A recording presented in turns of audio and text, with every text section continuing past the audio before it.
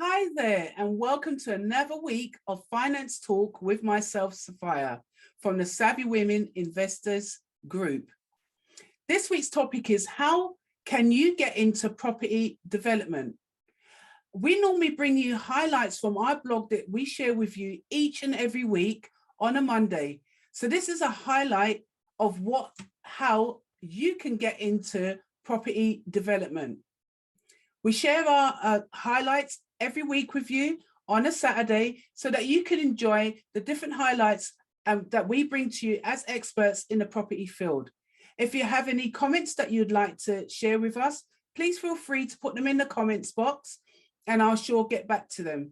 Or if you've got any questions in regards to this week's blog, please feel free to share. We do this every week, as I said, on a Saturday. So please make sure you book it in your diaries so you don't miss our Finance Talk with myself, Sophia. So let's get started. Choosing the time, whether it's right for you to get into development, is a good thing. So this week, I'm going to share with you the different aspects of getting into property development and how you can actually do this. So how can you get into property development? Property development is one of the many routes that you can go down to reach your financial goals and become increasingly popular in recent years while investing in a buy-to-let property market. It is often the most common route for those who want to have a full control over their investments, and property developments can be suitable for you. So what is a property development? Essentially, property development is a flexible business process which includes everything from flipping properties, purchasing typically a rundown property, renovating it, and then you sell it on for a higher price to buy a piece of land starting from scratch and eventually selling the development plot. This week's blog was brought to us by SevenCaptial, and SevenCaptial are developers and they have many developments that they have on their books currently. So please head over to their website and have a look at the developments they have. They're very favorable prices and you should check them out. But with so much to consider, including the financial responsibilities of mortgages and potential returns, how can you get into the world of property development? SevenCaptial is a leading UK property development and investment company, and they discuss some key things to consider here. So what are the pros and cons?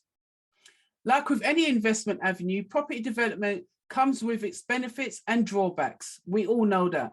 In comparison to other routes, developing a property specifically to sell can often be a short-term strategy if you're willing to commit to the project and do the property yourself. And it can be sold at a profitable margins as well at competitive prices. Additionally, being involved in a development also from the start to finish, you're able to put your finishing touches, your rubber stamp on it. So you're able to get into the design aspect of it as well. Being a property developer requires extensive organization and in the planning skills and at the beginning, middle and the end. So if you're going to get into it, you make sure that you've got that time management and that planning skill to go alongside it. To begin with, you will have had to meet deadlines, and these deadlines are crucial in every stage of developing a place. Even if you're just renovating it, you need to meet deadlines, because deadlines, if you go over them, can be very costly as well. So make sure that you can meet all of these deadlines. In turn, it could impact your profit, as I just said. Building or redeveloping a project as well is a lot of work, bringing in unexpected costs. For this reason, investing in a property directly through a development company like SevenCaptial can really be far more favorable if you are a newbie to development. Furthermore, you'd often find you'll have access to tools such as the SevenCaptial's investment calculator that they offer, so that you can work out the costs, the upfront costs, the tax, and everything in between, making this process even easier. So if you want to work out the calculations, whether it's better to go with a development company or do it by yourself, head over again to SevenCaptial, where they've provided a calculator so you can calculate the cost of building out a property development. So starting a property development company, what does that take? Well, what is your plan? If you're considering your investment options and are set on developing a property business, you first need to put together a plan. In anything that you do, whether it be in property, whether it be in business, planning is the key to you succeeding in what you're doing. We all heard about the business plan. I like to call it the working plan, but planning each stage of execution on when things are supposed to happen allows you to forward think as well, allows you to see if there's any obstacles going to come up, because when you're developing a property, a solid plan allows you to mitigate any eventualities that is going to happen or any mistakes that you could potentially make. So make sure you have a plan. So these are some of the things to consider: establishing your short-term goals, a time frame for any long-term milestones, your income and any potential costs. Which sorts of company do you want to be? So when I say that, for example, if your intention is to turn the initial investment into a full-time job and want to scale your portfolio, you should consider a partnership, business partnership, or limited company. With a limited company, you could benefit from tax relief against cost and materials. However, you can also start your property development business as a sole trader, where you would essentially be self-employed. But with all of this, always reach out to a qualified accountant who can guide you on the best way for you to build out your property business. There's no point in getting into it without having all of that plan in the beginning, because what you want to be is successful, is it not? So therefore, if you're planning at the front end, then you know at the back end, you're going to be successful.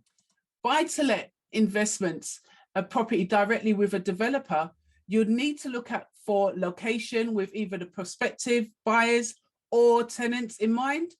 For example, you want to consider location, transport links, amenities to maximize your chance of eventually attracting the right demographics. Now, I speak on this all the time. Doing your due diligence is key. Researching before you develop anything or you buy a property to renovate in the area that you want to be, to make sure that you can maximize if you've got tenants coming into that property or to sell that property, you know that you position yourself really well in order to do this. And financing your projects, regardless of which avenue you choose when entering the world of property development, there's always going to be a significantly financial considerations that you need to take on board when you're investing, either with a developer or by yourself. While you're purchasing a property or a piece of land outright with cash is preferable, the majority may need to consider finance options. Naturally, the finance options that you would depend largely on whether you're going for a bridging, a development loan, a mortgage, whatever you're doing, you need to consider all of these before actually going into it. And also looking specifically for renovation projects. For those looking for the latter, bridging finance would be an option. This type of loan might be suitable for those looking for a property to flip, but haven't yet sold your current property.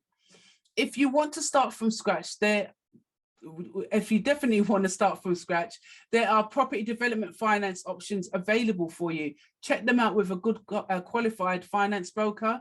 There is a wealth of loans that cover heavy refurbishments, but more often than not, acceptance and rates largely depend on the success of your previous project. So if you're a newbie, always check out where the rates are, the best development loans you can get if you're a newbie, and reach out to myself and where I can direct you and the best way to take that route. If this is the type of business you want to create, I'm happy to help you with that, as well as strengthen your business plan. With this often demanding a lot of time and planning, getting a buy-to-let mortgage and investing directly with a developer is often more appealing. So you could just go straight to a developer like SevenCaptial and just directly invest with them. They have loads of different developments on the go at the moment. And it's good to just reach out and have that conversation with them. And if you have that conversation with them and you want more knowledge, then hit me up as well, because I'm happy to help. We have loads of different packages where we can help you through coaching, through our programs, through our courses that we have. And we also have an academy to help you through a 7 success path where you can develop yourself as well. Despite the wealth of considerations, effective planning is the key here. The process is much more manageable if you've got a plan in play. It's always wise to always mention this as well. Despite the information I've given you today is a guide, and that we do ask you to also reach out to solicitors, accountants, financiers to really get your plan solid so you know how you're going to be moving yourself forward into your property development business.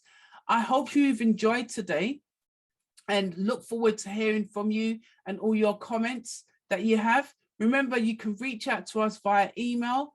That's info@savvywomen.co.uk.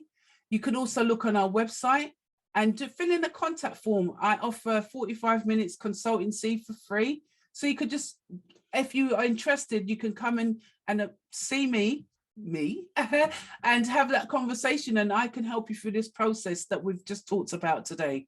Or you can get us over our social media handles. That's 50 Savvy Women at Twitter, Facebook, Instagram, and YouTube. I look forward to sharing more finance talk with myself next week. Don't forget to book us in. Don't forget to like and share a comment. And if there's any topics you'd like us to discuss, please feel free to reach out. We'll be happy to do that. I shall see you all next week.